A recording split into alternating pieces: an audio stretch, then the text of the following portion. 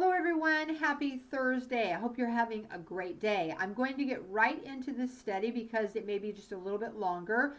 We are in Revelation chapter 17, the woman on the beast. And this chapter, described by various commentators, is a very difficult chapter in the Bible and in the book of Revelation.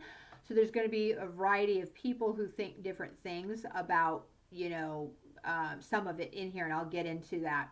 So I'm going to read a selection of scripture, and then I will make a commentary from the typed paper that I went over some commentators' ideas and kind of gathered them together.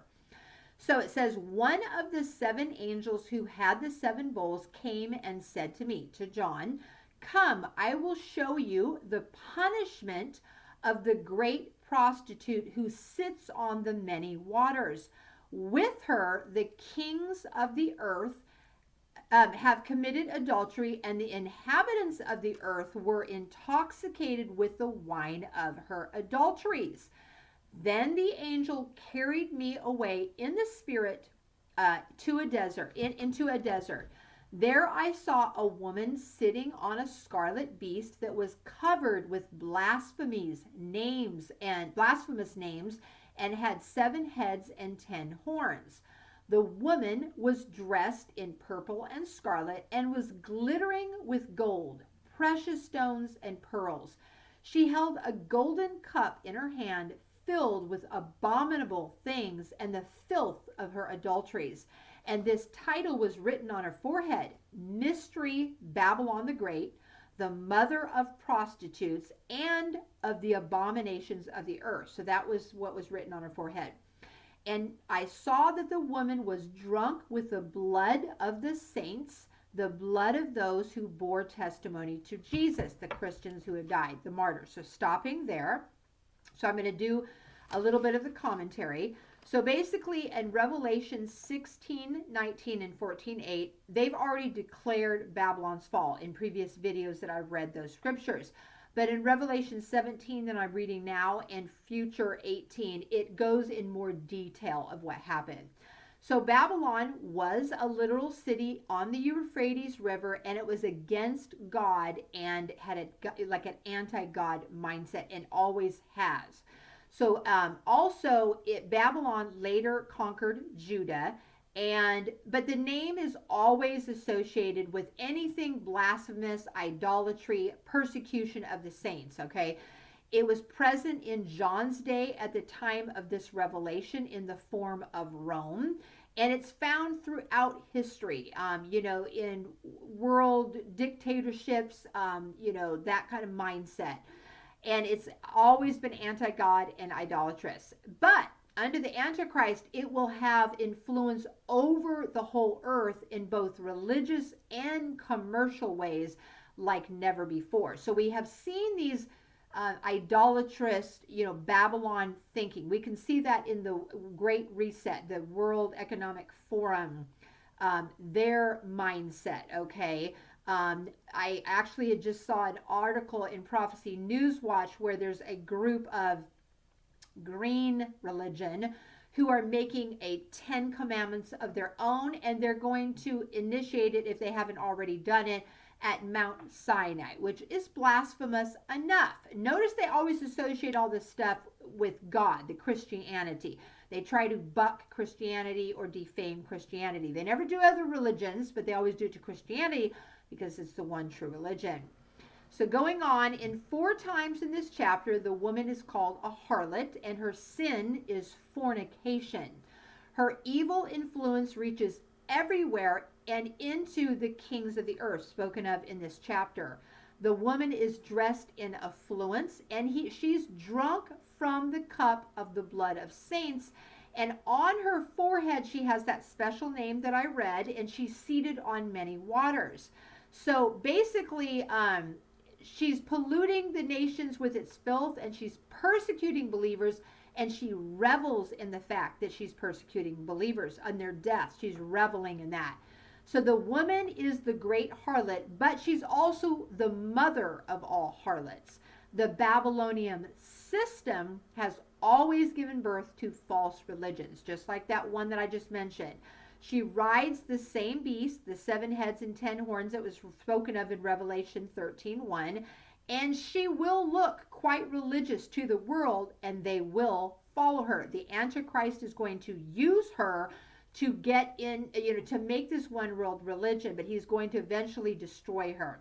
So continuing on um, with the next section. So this would be, let's see, 7. When I saw her, I was greatly astonished. Then the angel said to me, why are you astonished? I will explain to you the mystery of the woman and of the beast that she rides, which has the 7 heads and 10 horns. So the angel is going to explain it.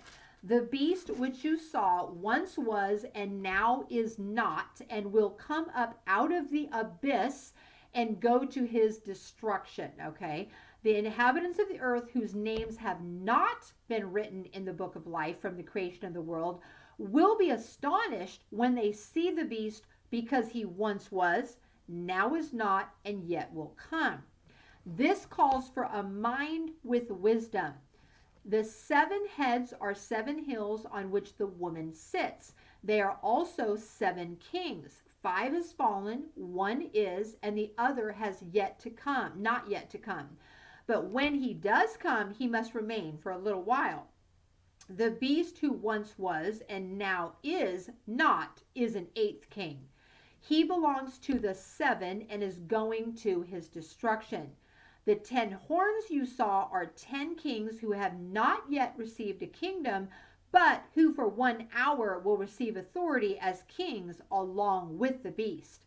They all have one purpose, and they will give their power and authority to the beast. They will make war against the Lamb, but the Lamb will overcome them, because he is the Lord of lords and King of kings.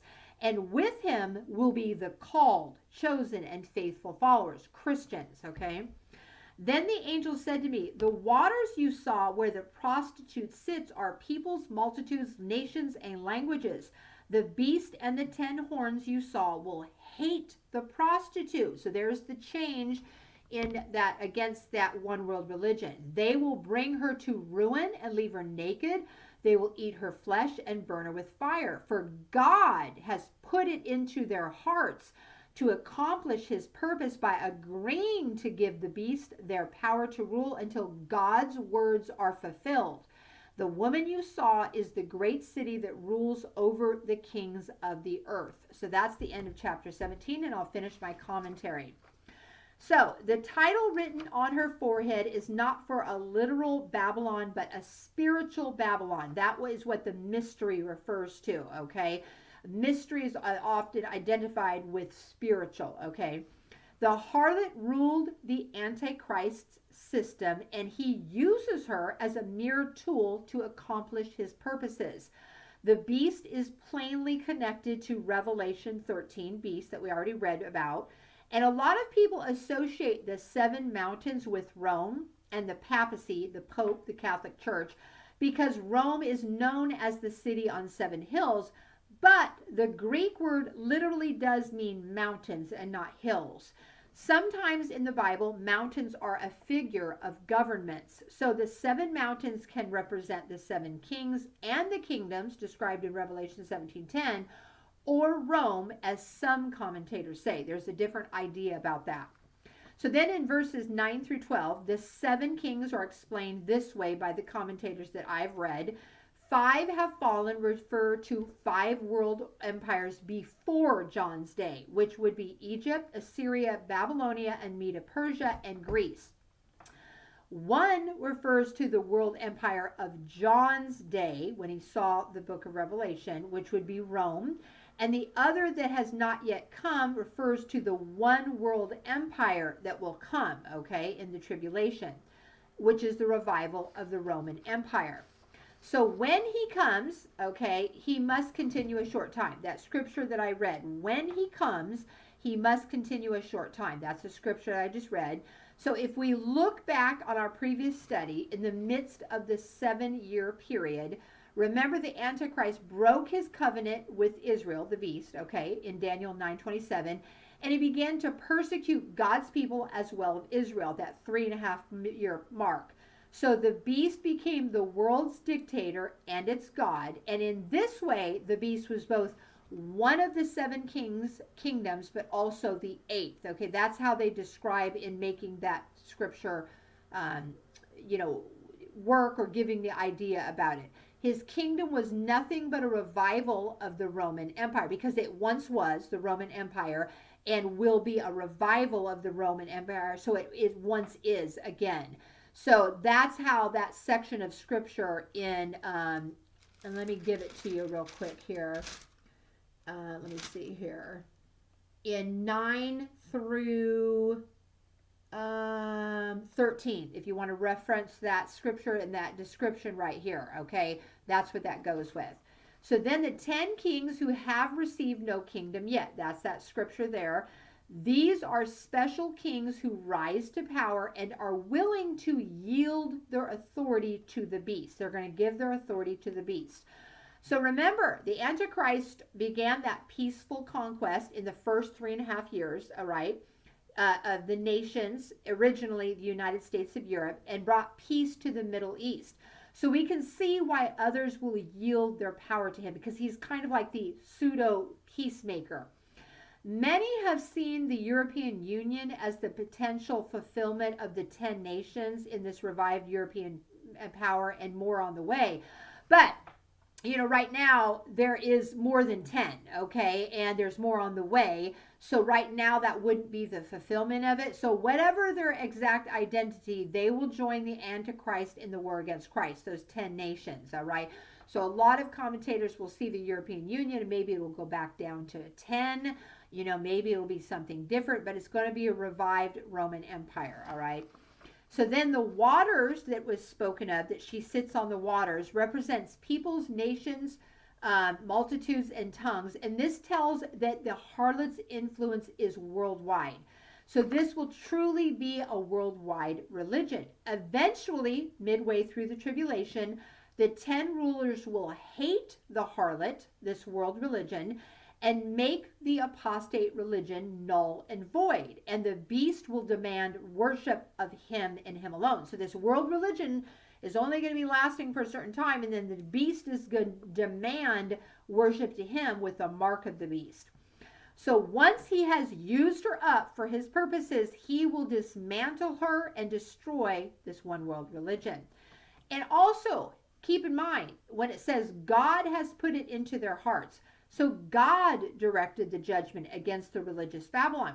God will sometimes use wicked groups, here the 10 kings, to be an instrument of his judgment. And verse 19, that speak of the woman that you saw, when she's speaking to John, the woman that you saw is the great city that rules over the kings of the earth, which is Rome, which was the political, economic, and religious center of the world at the time of John.